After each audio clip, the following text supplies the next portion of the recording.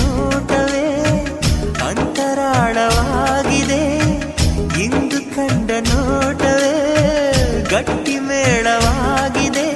ರಾಗ ಎನ್ನಲೇ ಅನುರಾಗ ಎನ್ನಲೇ ಪ್ರೀತಿ ಎನ್ನಲೇ ಹೊಸ ಮಾಯೆ ಎನ್ನಲೇ.